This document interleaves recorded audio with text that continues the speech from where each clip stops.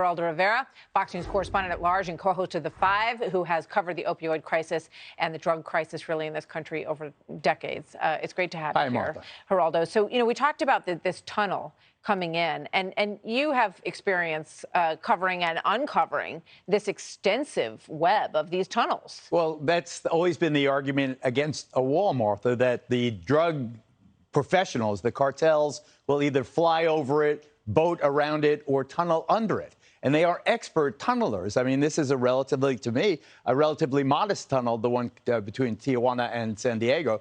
I saw in 2015 the tunnel that El Chapo, Shorty Guzman, the cartel leader, used to escape Supermax prison in Mexico. It was a mile long. It had a railway in it, and it was so precisely navigated. It went under a railroad. It was so precisely navigated that it came up in his bathroom in the one corner of El Chapo's cell that was not under 24-hour surveillance cameras. So they're expert at it. And I will also say this, just as a counter-narrative.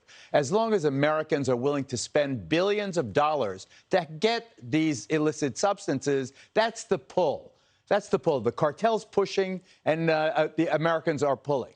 But it is absolutely outrageous. Fentanyl is changing the dialogue. 107 overdose deaths last year alone. 107,000. 107,000, right? Did I say 107,000 overdose deaths? I mean, that is a massive, massive amount. That's more than twice as many as car crashes. Yeah, so we have to do something. It's clear that the country has a poisoning problem with fentanyl. It comes in little kind traces in a pill that is supposed to be something else, and people can have one of them and die. I just want to sort of bring this into a larger perspective here, because we saw the president in Buffalo yesterday, obviously emotional about the horrific killing that took place there at Tops and took the lives of 10 innocent people who were there trying to just buy groceries and were gunned down by a crazed young gunman. And here's what he said at that event yesterday. White supremacy is a poison. It's a poison running through it really is. Running through our body politic. And it's been allowed to fester and grow right in front of our eyes. Well, there's a lot of poisons to deal with. You have talked a lot, Geraldo, about the number of deaths in inner cities, in gang warfare. We've lost 150 people in Manhattan, in New York City, over the course of the past year. So there's a lot of different forms of poison. Fentanyl is another one that we don't hear a lot about from this president. So he chose this moment.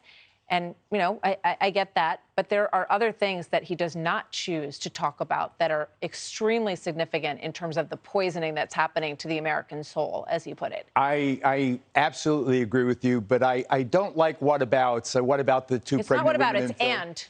It's and this president seems uniquely incompetent when it comes to his priorities. This white supremacist mass murder was horrible. So were the killing of the two pregnant ladies in Philadelphia and the 33 who were shot in Chicago. I get all that, but he needs to direct his wrath to something like the 107,000 who overdosed. Families are grieving over, we only lost, it was horrible, 50,000 in Vietnam. So you've got twice Vietnam now, just last year alone, because of fentanyl. We've got to instruct our kids. When I was talking about the pull of demand for drugs, we have to instruct our young people particularly that they can't take anything. Nothing. They must suspect everything. They can't take anything at face value. When you go to a street dealer, a pusher, and you get something and it says whatever it says on it, Xanax or whatever it says, it's not. Look at Prince. You have some of the most amazing, rich, connected people making the fatal mistake of using one of these poisons. This is poisoning. He should declare war on poison. Obviously the president is only one man, but you see him hugging these individuals, and I'm glad he was there for them. I'm glad that he gave them that support. We'd also like to see that with families who've lost a child to fentanyl.